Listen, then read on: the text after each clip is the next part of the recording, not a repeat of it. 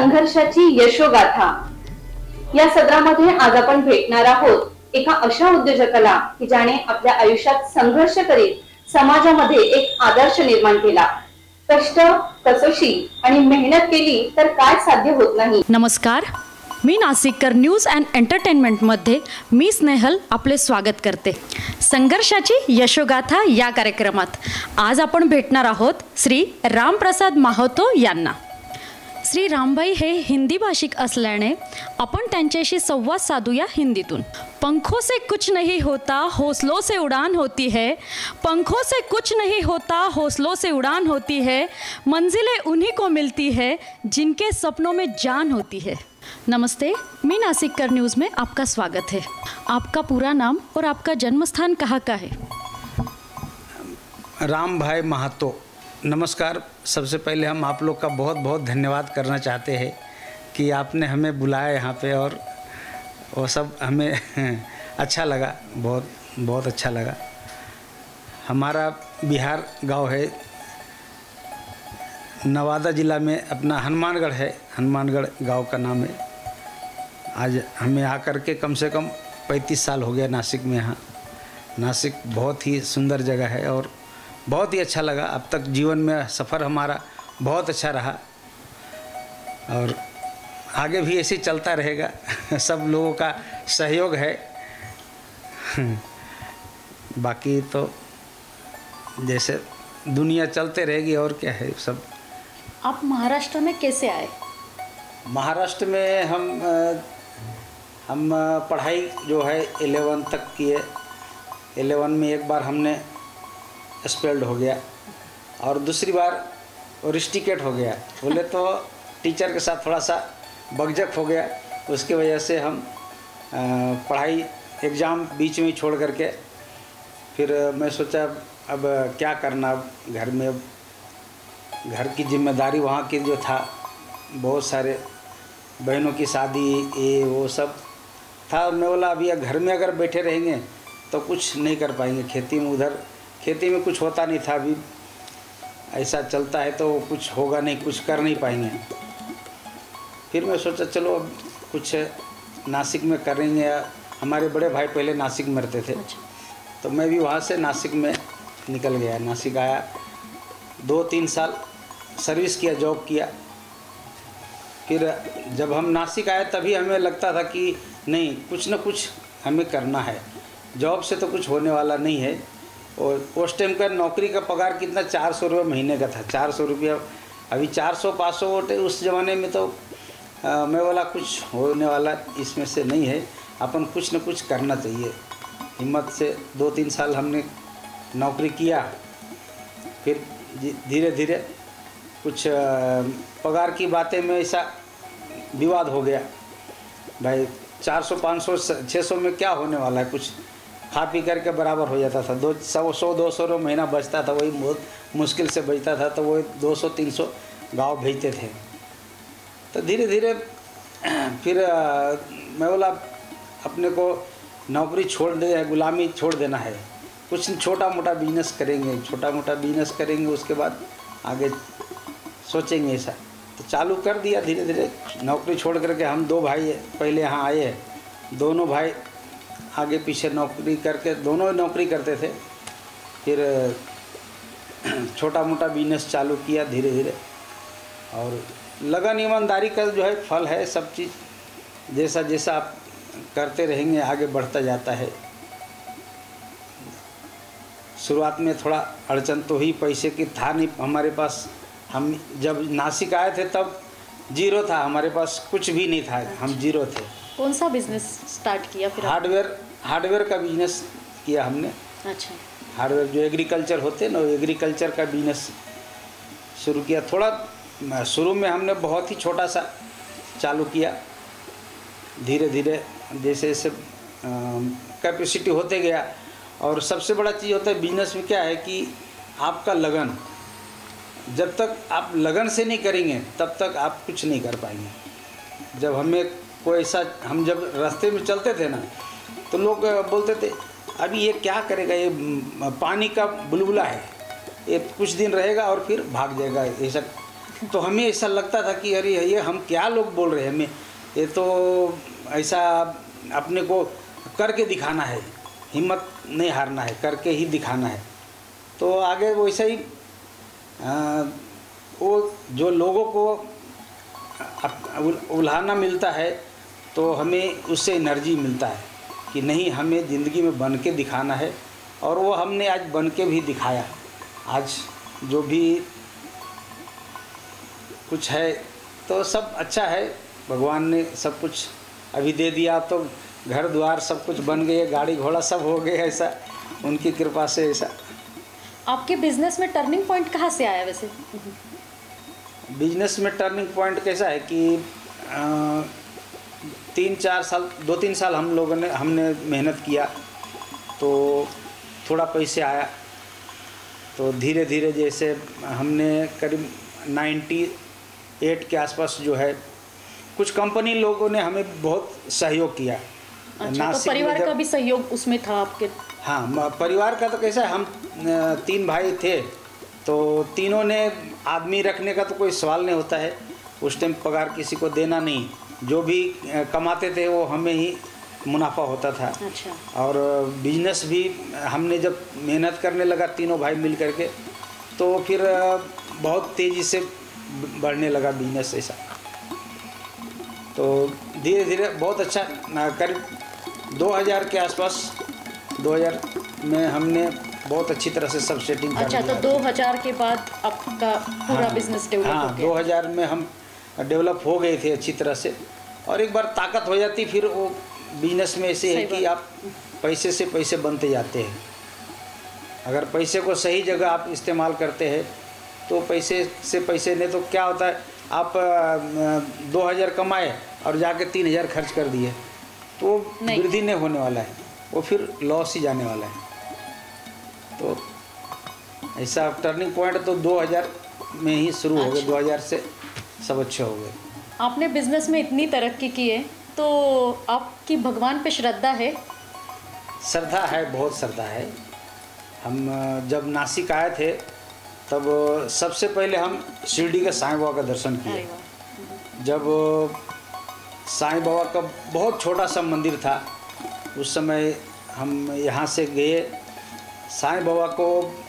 जब हम मंदिर गए तो हमें ऐसा लगा ना कि सचमुच में भगवान, उनकी श्रद्धा हमारे ऊपर, और आज भी हम मन में बहुत श्रद्धा है उनके प्रति। तो आज भी जाते हो हर साल? आज भी हर साल में 2-3 बार हम शिरडी जाते ही जाते हैं। अच्छा, ऐसा। तो पहली बार आप कैसे गए थे? सबसे पहली बार तो हम बस में ही गए यहाँ से। अच्छा। क्योंकि वो सुविधा, वो टाइम पे हमारे पास गाड़ी घोड़ा नहीं था। हाँ। तो बस में ही गए और हमने ये देखा कि साईं बाबा से जो चीज़ हमने आज तक हमने मांगा है, दिल से मांगा है, वो हमें सब मिल गया। अच्छा। हाँ, इसलिए साईं बाबा पे भी बहुत ज़्यादा भरोसा है। और आपके यहाँ सप्तशृंगी माता जी है, उनसे भी बहुत हमारी श्रद्धा है, बहुत ऐसा। आप आपके बिजनेस के बारे में हमारे दर्शकों को क्या बताना चाहेंगे? बिजनेस के बारे में यही है कि बिजनेस अगर सही तरीके से अगर किया जाए तो बहुत अच्छा है।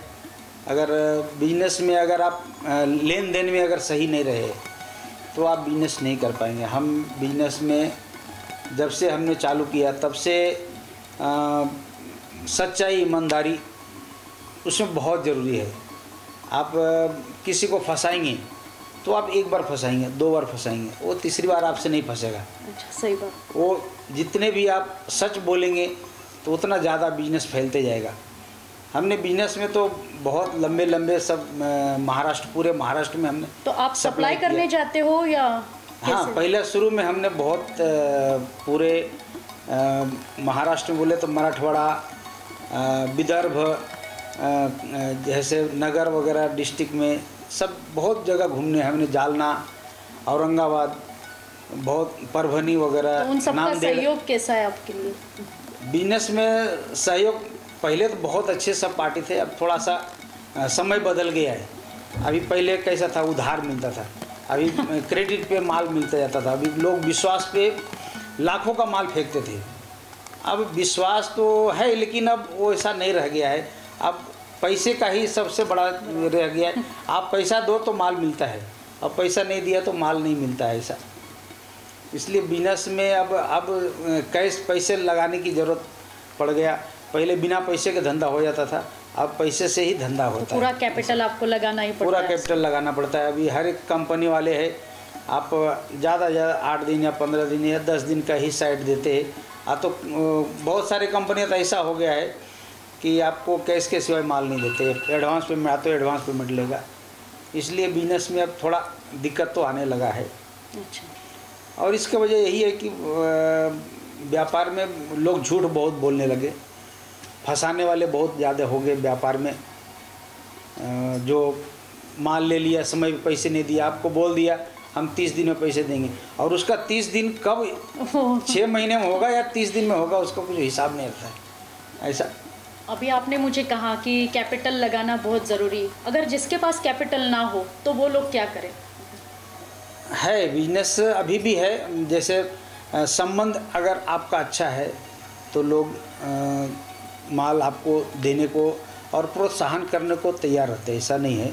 हम भी बहुत सारे लोगों को अभी ठीक है, आज भगवान की कृपा से अपने पास आ गए, और आज नहीं भी होता तो भी हम एक आत्मशक्ति बहुत ज़रूरी है। जब आप आत्मशक्ति रहेगा कि हमको कुछ करना है, आगे बढ़ना है, तो कहीं न कहीं से वो व्यवस्था हो जाता है और चलते रहता है ऐसा। हर सक्सेसफुल इंसान के पीछे एक औरत का हाथ होता है, ऐसे दुनिया में कहावत है। तो आपका क्या कहना है इस पर? हाँ, वो बात तो सही है कि हर सक्सेस इंसान के पीछे औरत का हाथ तो अवश्य है, क्योंकि औरत लक्ष्मी होती है और लक्ष्मी ही घर को संभाल सकती है। अगर औरत अच्छी रही तो घर को स्वर्ग बना देती है, ये बिल्कुल और सही है। अगर औरत अच्छी नहीं रही तो घर को ही नर्क बना देता है। हमारे तो बहुत लंबा परिवार है, जैसे हम 3 भाई, तीनों की बहुएं, उसके बाल बच्चे, ऐसा आज तो बहुत बड़ी परिवार है। लेकिन जब से हम लोग, हमारी शादी हुई तो घर में आई तो उनका नाम जानना चाहूँगी मैं। रेणु देवी। अच्छा, और आपके भाइयों का?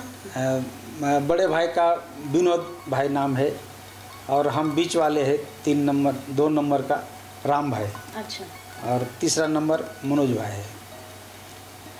तो परिवार का सहयोग तो हमेशा से रहा। हम तीनों भाई आज भी जब कुछ भी जो भी करना है तो हम ही करते हैं, लेकिन हमसे कोई भी अगर कुछ काम करना रहा तो बिना पूछे वो लोग भी हमसे नहीं करते हैं। और हम सब तीनों भाई मिलकर एक ही, पहले एक थाली में ही खाते थे। आज तो परिवार सब घर बड़े हो गए तो सब अलग अलग हो गए, तो किचन अलग हो गया। नहीं तो हमारे पास कम से कम 20 साल तक हम एक ही किचन में खाना बनते थे, संयुक्तता में एकता। और एक साथ हम सब जब तक कोई 3 भाई में से एक भाई अगर नहीं आया तो हम राह देखते थे कि भाई वो आएगा तभी हम खाना खाएंगे, ऐसा। तो वही एकता आज आपको सबको, हाँ, परिवार एकता को सब आगे परिवार लेके को आई। सपोर्ट मिला, बहुत सपोर्ट मिला। और सपोर्ट मिलता ही है जब जहाँ संयुक्त परिवार रहती है वहाँ पे सपोर्ट मिलता ही है।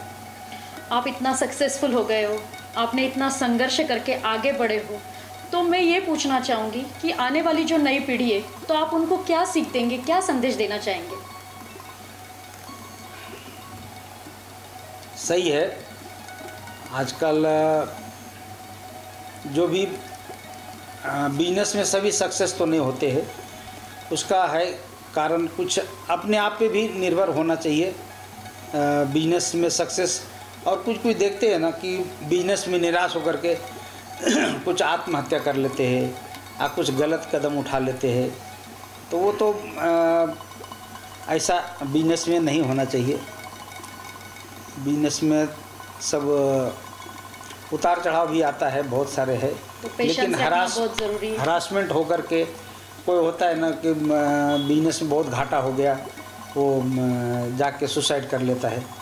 तो फिर कोई ऐसे भी होते देखते हैं हम कि टेंशन से भी कुछ आत्महत्या कर लेते। तो एक ताकत की ज़रूरत है। ताकत अगर आज के युवाओं में आया तो ऐसा कुछ भी चीज़ असंभव नहीं है कि आप नहीं कर सकते। हर चीज़ कर सकते हैं। जब आपको एक मन में ठान लेंगे कि हमको ये करना है तो आप करके ही रहेंगे। ऐसा मेहनत, श्रद्धा आणि प्रामाणिकपणा हे जर आपल्या अंगी असेल तर निश्चितच यश हे मिळतेच आणि हे तर आपण बघितलंच आहे। तर लागा तयारीला, तुमचीही होऊ शकेल संघर्षाची यशोगाथा। मी नाशिककर न्यूज अँड एंटरटेनमेंट प्रस्तुत संघर्षाची यशोगाथा। आपल्या परिचयात जर कोणी संघर्षातून प्रगतीचे यशोशिखर गाठलेली व्यक्ती असेल तर जरूर आम्हाला कळवा।